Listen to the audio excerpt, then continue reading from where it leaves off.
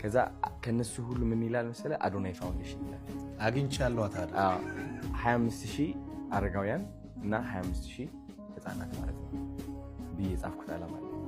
አሁን እንደዛ ብለህ ስጠራው እሱ ትዝ ስላለኝ ነው የነገርኩህ እና ቀድሜ እጽፋለሁ የሆነ ነገር ከመሆኑ በፊት እጽፈዋለሁ። በክርስቶስ ሁሉ ስለሚቻል አዶናይ ፋውንዴሽን መሬት ላይ ሰርተ ታሳያለህ። ተደስ ያልከፈልከው ዕዳ እያለ አንዳንድ ጊዜ የሰዎችን ዕዳ እንድትከፍል ያስገድዳል። ያንተ ነገር ፊት ለፊት ላይ ተደቅኖ እያለ ኖ ያንተን አቆይና የሱን ፍታ ይላል። ሰዎች ይህንን አንደርስታንድ አያደርጉም።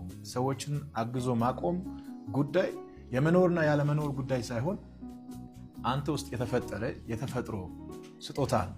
ያው በምድራዊ ብቻ ሰው ሳክሴስፉል ሆኖ በመንፈሳዊ ነገር ሽባ ቢሆን ምንም ጥቅም የለውም። የምድር ነገር ሁሉ ያልፋል። ገንዘብም፣ እውቀትም፣ ዝናም፣ ስምም ሁሉ ነገር ያልፋል። ማያልፍ ነገር የለም። የማያልፈው የፈጣሪ ቃል ብቻ።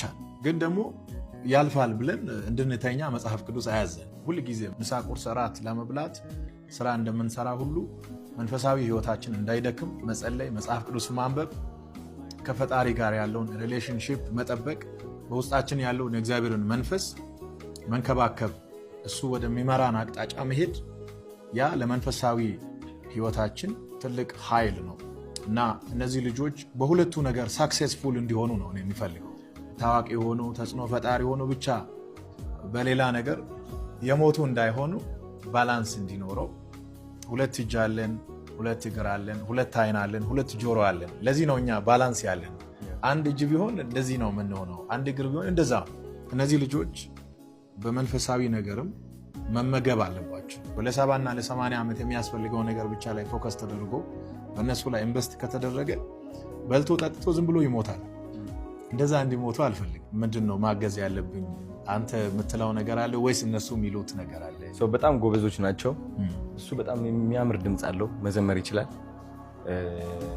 ንጉሴ ደግሞ በጣም የራሱ ቢዝነስ እንዲኖረው እፈልጋለሁ።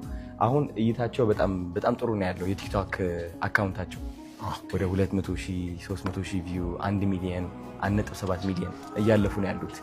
ተከታዮቻቸውም በ3 ሳምንት 1 ወር የሚሆን ወደ 160,000 ደርሰዋል እና ትልቅ 1 ሚሊዮን እንዲገቡ ትልቅ ዓላማ አለኝ። ከዛ የሆነ ቢዝነስ ስፖንሰር አድርገው ደግሞ እንደ አምባሳደርነት እንዲፈርሙም ዓላማ አለኝ። ጥሩ ብር እየተከፈላቸው አሁን ያስፈልጋቸዋል ብዬ የማስበውትን እኔም ትንሽ ድጋፍ ያስፈልገኛል ብዬ የማስበው ያ ሆቴል ውስጥ ሲቆዩ ወጪው ከኔ ነው። አይ ቲንክ በየ4-5 ቀኑ ወይም 6 ቀን ወደ 30 ምናምን ሺህ ነው የማወጣው ለምግብ ምናምን ለነሱ ማለት ነው። በጣም ደስ እያለኝ ነው።